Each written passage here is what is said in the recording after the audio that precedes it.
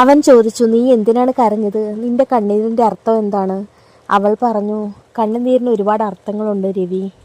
ഇപ്പോൾ ഞാൻ കരഞ്ഞതിൻ്റെ അർത്ഥം എനിക്ക് മാത്രമേ അറിയൂ. കാരണം നിങ്ങളുടെ സ്നേഹത്തെയോ നിങ്ങളുടെ ആ ബഹുമാനത്തെയോ ഒന്നും ഒരിക്കലും ഞാൻ മനസ്സിലാക്കിയിരുന്നില്ല. നിങ്ങൾ എന്നെ സ്നേഹിച്ചതുപോലെ ആരും എന്നെ സ്നേഹിച്ചിരുന്നില്ല എന്ന് കാലങ്ങൾക്കിപ്പുറം ഞാൻ മനസ്സിലാക്കി. ഇപ്പോഴും മനസ്സിലാക്കുന്നുണ്ട്.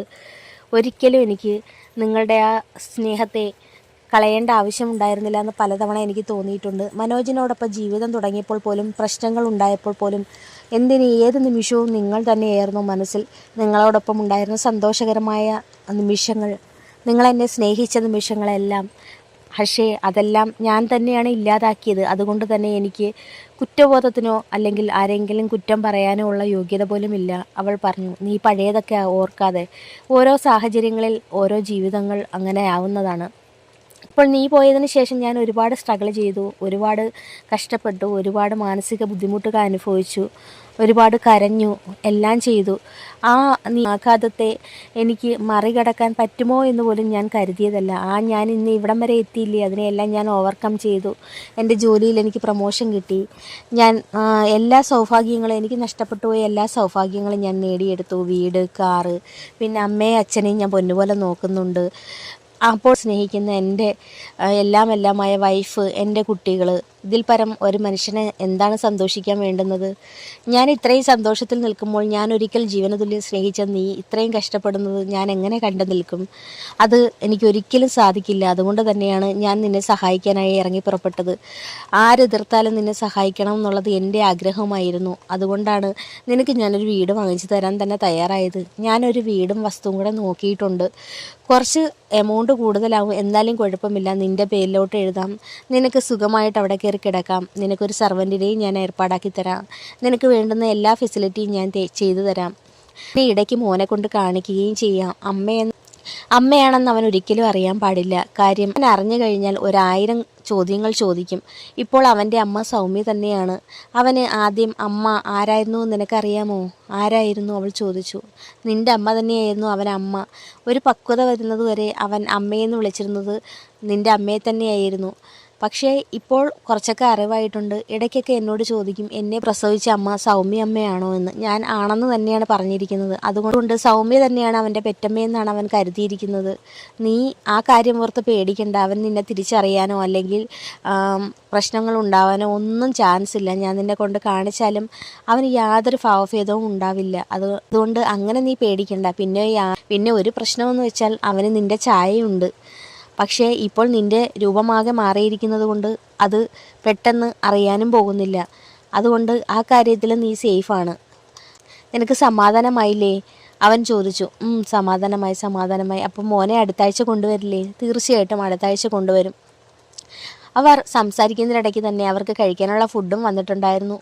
രണ്ടുപേരും പരസ്പരം ഫുഡൊക്കെ കഴിച്ചു. അപ്പോൾ ഫോൺ നമ്പർ ഉണ്ടല്ലോ, ഇടയ്ക്ക് ഞാൻ നിന്നെ വിളിക്കാം, അവൻ പറഞ്ഞു. വിളിച്ച് ഉള്ള ജീവിതം കൊണ്ട് കളയരുത്, അവൾ പറഞ്ഞു. അറിയാമല്ലോ, ഒരുപാട് സ്ട്രഗിൾ ചെയ്ത് നിങ്ങളിവിടെ വരെ എത്തി. ഒരിക്കൽ നിങ്ങളെ നിഷ്കരണം ഉപേക്ഷിച്ച് പോയതാണ് ഞാൻ. എന്നെക്കാട്ടി എത്രയോ മുകളിലാണ് സൗമ്യ. അതുകൊണ്ട് അവളെ ഒരിക്കലും ചതിക്കരുത്. അവൾക്കൊരു സംശയവും ഉണ്ടാവരുത്. മാത്രമല്ല, നമ്മൾ തമ്മിൽ വേറൊരു തരത്തിലുള്ള റിലേഷനിലോട്ട് പോകുന്നതുമില്ല. നിങ്ങൾ എന്നെ സഹായിക്കാനാണ് വന്നിട്ടുള്ളത്. ആ ഓർമ്മ എപ്പോഴും ഉണ്ടായിരിക്കണം. അതുകൊണ്ട് എപ്പോഴും എന്നെ വിളിക്കാനോ മെസ്സേജ് അയക്കാനോ ഒന്നും നിൽക്കരുത്. സ്വന്തം ജീവിതം തന്നെ ഇല്ലാതായി പോവും. ഞാൻ ഓർമ്മിപ്പിക്കുന്നു എന്നേ ഉള്ളൂ. എനിക്ക് നഷ്ടപ്പെടാനൊന്നുമില്ല. എൻ്റെ ജീവിതം ഇവിടെ വരെയൊക്കെയായി. ഇനി എനിക്ക് ഒരേ ഒരു ലക്ഷ്യം മാത്രമേ ഉള്ളൂ. എൻ്റെ കുഞ്ഞിനെ വളർത്തി വലുതാക്കി പഠിപ്പിച്ച് നല്ല രീതിയിൽ എത്തിക്കണം. ആ ഒരു ലക്ഷ്യം മാത്രമേ എനിക്കുള്ളൂ. പിന്നെ മോൻ്റെ കാര്യം ഓർത്ത് എനിക്ക് യാതൊരുവിധ ടെൻഷനുമില്ല. അവൻ ഏറ്റവും സുരക്ഷിതമായ കൈകളിലാണ് ഉള്ളതെന്ന് എനിക്ക് 100% ഉറപ്പുണ്ട്. അത് നിങ്ങളെ ഉപേക്ഷിച്ച് പോയപ്പോഴും എനിക്കറിയാമായിരുന്നു.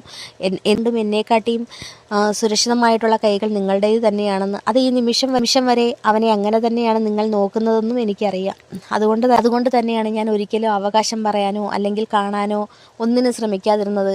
എൻ്റെ പ്രസൻസ് അനുഭവപ്പെട്ട് കഴിഞ്ഞാൽ ഒരുപക്ഷെ അവൻ എൻ്റെ കൂടെ വരണമെന്ന് പറയും.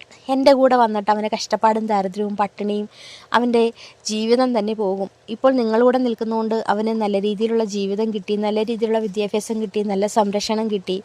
അതുകൊണ്ട് അവന് നല്ലൊരു മകനായി വളരാൻ സാധിച്ചില്ലേ? എൻ്റെ കൂടെ നിന്നാൽ അവനിതൊന്നും കിട്ടില്ല. ദാരിദ്ര്യവും പട്ടിണിയും മാത്രമായിരിക്കും. ഇപ്പോൾ ഒരു മകളുണ്ട്. അതിനെ എങ്ങനെയെങ്കിലും നന്നായിട്ട് വളർത്തിയെടുക്കണം. ഉള്ള സാമ്പത്തിക ശേഷി കൊണ്ട് അതിൻ്റെ കാര്യങ്ങളെല്ലാം നടത്തണം. ആ ഒരു ചിന്ത മാത്രമേ ഉള്ളൂ എനിക്ക്. നിൻ്റെ കൂടെ എന്തിനും ഏതിനും കുഞ്ഞിനും ഒപ്പം ഞാനുണ്ടാകും. നീ അതുകൊണ്ട് പേടിക്കണ്ട. ആരുമില്ലെങ്കിലും നിനക്ക് ഞാനുണ്ടാകും. എൻ്റെ സഹായം നിനക്ക് എപ്പോഴും ഉണ്ടാകും. ഏത് പാതിരാത്രിക്ക് നീ വിളിച്ചാലും ഞാൻ അവിടെ ഓടിയെത്തും. നീ അങ്ങനെ ടെൻഷൻ അടിക്കുകയേ വേണ്ട. ഞാൻ നിൻ്റെ കാര്യം അമ്മയോട് പറഞ്ഞിരുന്നു. പക്ഷേ അമ്മയ്ക്ക് ആ പഴയ ദേഷ്യം ഇപ്പോഴുമുണ്ട്. കാര്യം നീ എന്നെ ഉപേക്ഷിച്ചിട്ട് പോയത് അമ്മയ്ക്ക് ഇപ്പോഴും പൊറുക്കാനായിട്ടില്ല. ഞാൻ അമ്മയോട് നിൻ്റെ കാര്യമൊക്കെ പറഞ്ഞിരുന്നു. അമ്മ എന്നെ വഴക്ക് പറഞ്ഞത് നിനക്ക് എന്തിൻ്റെ കേടാണ്? നീ എന്തിനാണ് അവളെക്കുറിച്ച് ആലോചിക്കുന്നത്, അവളെക്കുറിച്ച് ചിന്തിക്കുന്നത്, അവളെ കാണുന്നത് എന്നൊക്കെയാണ് അമ്മ എന്നോട് പറഞ്ഞത്.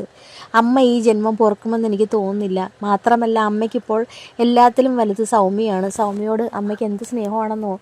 അമ്മ മകളെ പോലെയാണ് അവളെ കാണുന്നത്. അവരുടെ രണ്ടുപേരുടെയും സ്നേഹം കാണുമ്പോൾ എനിക്ക് പലപ്പോഴും തോന്നാറുണ്ട് അമ്മയും മകളുമാണോ എന്ന്. ഞാൻ മരുമകനാണോ എന്ന് പോലും ഞാൻ സംശയിച്ചു പോയിട്ടുണ്ട്. കാരണം അത്രയ്ക്ക് സ്നേഹമാണ് രണ്ടുപേരും അങ്ങോട്ടും ഇങ്ങോട്ടും. അമ്മയ്ക്കാണെങ്കിൽ അവളെ ഭയങ്കര കെയറിങ് ആണ്.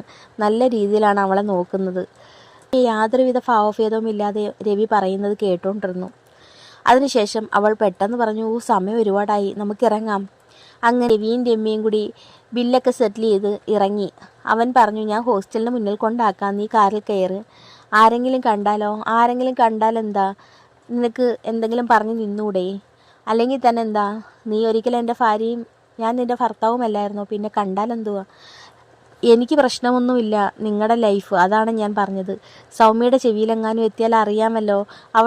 അവൾ രവിയെ അത്രത്തോളം സ്നേഹിക്കുന്നുണ്ട്. ഇനി അതിൻ്റെ പേരിൽ നിങ്ങൾ തമ്മിലൊരു പ്രശ്നം വന്നിട്ട് അവൾ ഇട്ടിട്ട് പോകാൻ ഇടവരരുത്. എനിക്ക് അതേ ഉള്ളൂ പറയാൻ. ഇവിടെ എങ്ങും ആർക്കും എന്നെ അറിയത്തില്ല. നീ അങ്ങനെ ടെൻഷൻ അടിക്കണ്ട. ഞാൻ ഹോസ്റ്റലിൻ്റെ മുന്നിൽ കൊണ്ടുവന്ന് ഇറക്കാം. നീ ഈ രാത്രിയിൽ ഒറ്റയ്ക്ക് നടന്നു പോകണ്ട. അങ്ങനെ രവി അവളെ ഹോസ്റ്റലിൻ്റെ ഫ്രണ്ടിൽ കൊണ്ടുവന്ന് ഇറക്കി. ഞാൻ അകത്തേക്ക് വരണോ? വേണ്ട വേണ്ട, അവൾ പറഞ്ഞു. അങ്ങനെ കെയറിൽ നിന്ന് സ്റ്റാഫ് കുഞ്ഞിനെ എടുത്തുകൊണ്ട് പോയിട്ടുണ്ടായിരുന്നു. അവൾ വിളിച്ച് പറഞ്ഞിട്ടുണ്ടായിരുന്നു. എങ്കിൽ ഞാൻ പോകട്ടെ, അവൾ ഗേറ്റിൻ്റെ അടുത്ത് നിന്ന് ചോദിച്ചു. ആ, പൊയ്ക്കോളൂ. അവന് എന്തെന്നില്ലാത്ത സന്തോഷം തോന്നി. ഇപ്പോൾ രമ്യയാണ് അവൻ്റെ സന്തോഷം. അവൾ പോയി മറയുന്നതും നോക്കി നിന്നു. അതിനുശേഷം കടകൾ ലക്ഷ്യമാക്കി പോയി. കുറച്ച് സാധനങ്ങൾ വാങ്ങിക്കാനുണ്ട്. വീട്ടിലേക്ക് മീനും പച്ചക്കറിയും പിന്നെ കുട്ടികൾക്ക് സ്നാക്സും എല്ലാം വാങ്ങാനുണ്ടായിരുന്നു. അതൊക്കെ വാങ്ങിയെത്തിയപ്പോൾ തന്നെ ഒരുപാട് സമയമായി. അപ്പോഴേക്കും സൗമ്യയുടെ കോള്. രണ്ടുപേരാ ബെല്ലടിച്ചാൽ എടുക്കാൻ എത്ര താമസം? ഞാനാണെങ്കിൽ ടെൻഷൻ അടിച്ചിട്ടാണ് വിളിക്കുന്നത്, നിങ്ങൾക്കറിയില്ലേ. ഞാൻ കടയിലൊക്കെ കയറിയിടേ കുറച്ച് സാധനം വാങ്ങിക്കാനുണ്ടായിരുന്നല്ലോ. മീനും മലക്കറിയും പിന്നെ കുട്ടികൾക്ക് സ്നാക്സും ഒക്കെ വാങ്ങിക്കാനുണ്ടായിരുന്നു. അതൊക്കെ വാങ്ങിച്ചു കഴിഞ്ഞോ? ആ, അതാണ്ടെ വാങ്ങിച്ചു കഴിഞ്ഞ് വീട്ടിലേക്ക് വരുവാ. എന്നാൽ പെട്ടെന്ന് വാ, എനിക്ക് എവിടെയെങ്കിലും ഒന്ന് കിടക്കണം. നിങ്ങളെ കാത്തിരുന്നാണ് ഈ സമയം മൊത്തം പോകുന്നത്. അവൾ പറഞ്ഞിട്ട് ഫോൺ കട്ട് ചെയ്തു. അവൻ സാധനമെല്ലാം കാറിലേക്ക് പറക്കി വെച്ച് അതിനുശേഷം വീട്ടിലേക്ക് പാഞ്ഞുപോയി. വീട്ടിലെത്തിയതും സിറ്റൗട്ടിൽ സൗമ്യ പതിവ് പോലെ നിൽപ്പുണ്ടായിരുന്നു. കയ്യിൽ ഫോണുമുണ്ട്. കാർ വരുന്നത് കണ്ട് അവൾ വെളിയിലേക്ക് ഇറങ്ങി. കാരണം സാധനങ്ങൾ കുറേ ഉണ്ടല്ലോ, അതൊക്കെ അവനെ കൊണ്ട് ഒറ്റയ്ക്ക് പറ്റില്ല അകത്തേക്ക് കൊണ്ടുവരാൻ. അങ്ങനെ അവളും കൂടി സഹായിച്ച് സാധനങ്ങളെല്ലാം അകത്തേക്ക് കൊണ്ടുവന്നു. അപ്പോഴേക്കും അമ്മ അകത്തുനിന്ന് വന്ന്, ഇത്രയും നേരം എന്തോ എടുത്തടാ? കുറച്ച് മീറ്റിങ്ങും കാര്യങ്ങളൊക്കെ ഉണ്ടായിരുന്നമ്മ. ഞാനൊരു സ്ഥാപനത്തിൽ വർക്ക് ചെയ്യുന്നില്ലേ, എനിക്കിപ്പം വീട്ടിൽ പോകണമെന്ന് പറഞ്ഞ് പെട്ടെന്ന് ഇറങ്ങാൻ പറ്റുമോ? ഒന്നുമില്ലേ, ഞാൻ വെറുതെ ചോദിച്ചതാ, അമ്മ പറഞ്ഞു. അങ്ങനെ സാധനങ്ങളെല്ലാം അടുക്കി പറക്കി അടുക്കളയിൽ കൊണ്ടുവച്ചു. കഴിക്കാനുള്ള സ്നാക്സ് ഇപ്പോൾ കുട്ടികൾ ഉറക്കം പിടിച്ചല്ലോ. എടുത്തു വെച്ചേക്ക്, അത് നാളെ കൊടുക്കാം, അവൻ പറഞ്ഞു. അങ്ങനെ എല്ലാ സാധനങ്ങളും എടുത്തു വെച്ചു. നിങ്ങൾക്ക് ചോറ് വിളമ്പാം, ഫ്രഷായിട്ട് വാ, അവൾ പറഞ്ഞു. അങ്ങനെ അവൻ ഫ്രഷ് ആവാനായി റൂമിലേക്ക് പോയി. വെളിയിൽ നിന്ന് ആഹാരം കഴിച്ച് വയറ് നന്നായി നിറഞ്ഞിരിക്കുകയാണ്. അവളോട് എങ്ങനെയാണ് ആഹാരം വേണ്ട എന്ന് പറയുന്നത്? അവൾക്ക് ദേഷ്യം വരും. അങ്ങനെ ഇച്ചിരിയെങ്കിലും വാങ്ങിച്ച് കഴിക്കാമെന്ന് കരുതി അവൻ ഡ്രസ്സൊക്കെ മാറി ഫ്രഷായി അടുക്കളയിലേക്ക് ചെന്നു. അവൾ ഒരുപാട് ചോറും കറിയും വിളമ്പി വെച്ചിരിക്കുന്നു. ഇന്നൊക്കെ കുറച്ച് സ്പെഷ്യൽ സംഭവങ്ങളുണ്ട്, അതൊക്കെ നിങ്ങൾക്ക് വേണ്ടി ഞാൻ ഉണ്ടാക്കിയതാണ്. ഇത് മൊത്തം കഴിച്ചിട്ടേ എഴുന്നേൽക്കാവൂ, സൗമ്യ പറഞ്ഞു. രവി ആകെപ്പാടെ ആശയക്കുഴപ്പത്തിലായി. ഓൾറെഡി അവൻ്റെ വയറ് നിറഞ്ഞിരിക്കുകയായിരുന്നു. ഇതെല്ലാം കൂടി താൻ എങ്ങനെ കഴിക്കും? അവളുടെ മുഖത്താണെങ്കിൽ ഭയങ്കര സന്തോഷം. ആ സന്തോഷം കാണുമ്പോൾ കഴിക്കാതിരിക്കാനും തോന്നുന്നില്ല. അവൻ രണ്ടും കൽപ്പിച്ച് പറ്റുന്ന രീതിയിലൊക്കെ കഴിച്ചു. സാധാരണ നല്ല രീതിയിൽ ആഹാരം കഴിക്കുന്ന മനുഷ്യനാണല്ലോ നിങ്ങൾ. എന്തു പറ്റി ഇന്ന് ആഹാരം വേണ്ടാത്തത്? അത് കൂട്ടുകാരുടെ കടയിൽ പോയി ചായയും സ്നാക്സൊക്കെ കഴിച്ചടി, അതുകൊണ്ടാണ്. അത് ശരി. അപ്പോൾ നമ്മളുണ്ടാക്കുന്നതൊക്കെ വെറുതെയാണല്ലേ? വെറുതെയാണെന്ന് ആര് പറഞ്ഞു? ഞാൻ കഴിക്കുകയല്ലേ. നീ സമാധാനം കൊടു, ഞാൻ കഴിച്ചോളാം ഇത് മൊത്തം. അങ്ങനെ അവൾക്ക് വേണ്ടിയിട്ട് അത് മൊത്തം അവൻ കഴിച്ചു. അത് കഴിച്ചു കഴിഞ്ഞ് അവൻ കൈ കഴുകി റൂമിലേക്ക് പോയി. അവൾ പാത്രങ്ങളെല്ലാം കഴുകി കിച്ചൺ ക്ലീൻ ചെയ്ത് കിടക്കാനായി അവളും റൂമിലേക്ക് ചെന്നു. അതിനുശേഷം രണ്ടുപേരും കട്ടിലിൻ്റെ രണ്ട് സൈഡിലായിട്ട് ഇരുന്ന് അവൾ ഫോണിൽ പതിവ് പോലെ റീൽസ് കാണാൻ തുടങ്ങി. അവൻ പതിവ് പോലെ രമ്യയെ ആലോചിച്ചുകൊണ്ട് കിടന്നു. ഇന്ന് കണ്ടതും സംസാരിച്ചതും എല്ലാമായിരുന്നു അവൻ്റെ ചിന്തയിലും മനസ്സിലും മുഴുവൻ. ഇപ്പോൾ ഏത് സമയവും അവൾ തന്നെയാണ് ചിന്തകളിൽ എപ്പോഴും. രമ്യ, കമ്പനിയിൽ വല്ല പുതിയ പെമ്പിള്ളാരും വന്നോ? നീ നിൻ്റെ ജോലി നോക്കി പോയേ സൗമ്യേ. ഒന്നാമത് വർക്കിൻ്റെ പ്രഷർ വേറെ, ജോലിയുടെ കാര്യങ്ങൾ തന്നെയാണ് ഈ ആലോചിക്കുന്നത്. അല്ലാതെ എന്തോന്ന് ആലോചിക്കാൻ. നമുക്ക് കിടക്കാം, ഇനി ആലോചിച്ചാൽ അവളുടെ കയ്യിൽ നിന്ന് കണക്കിന് കിട്ടുമെന്ന് അവന് തോന്നി. ഉറക്കം വരുന്നോ? ഉറക്കം വരുന്നടി. ഒന്നാമത് അലച്ചിലും പിഴിച്ചിലൊക്കെ ആയിരുന്നു. അലച്ചിലോ? അതിന് നിങ്ങളവിടെ പോയി കൂട്ടുകാരോടെ കറങ്ങാൻ പോയി, പിന്നെ സാധനം വാങ്ങിച്ചു. ഇതൊക്കെയാണോ വലിയ അലച്ചിൽ? ഇവിടെ വീട്ടിൽ കിടന്ന് അലയ്ക്കുന്നതപ്പോൾ അലച്ചിലല്ലേ? അവൾ ചോദിച്ചു. എന്നാൽ നമുക്ക് കിടക്കാം. അങ്ങനെ അവർ രണ്ടുപേരും അന്നത്തെ രാത്രി സുഖമായി ഉറങ്ങി. അങ്ങനെ പിറ്റേന്ന് നേരം വെളുത്തത് രമ്യയെ സ്വപ്നം കണ്ടുകൊണ്ടായിരുന്നു. അപ്പോൾ രവി എന്താണ് സ്വപ്നം കണ്ടതെന്ന് നമുക്ക് അടുത്ത ഭാഗം കേൾക്കാം.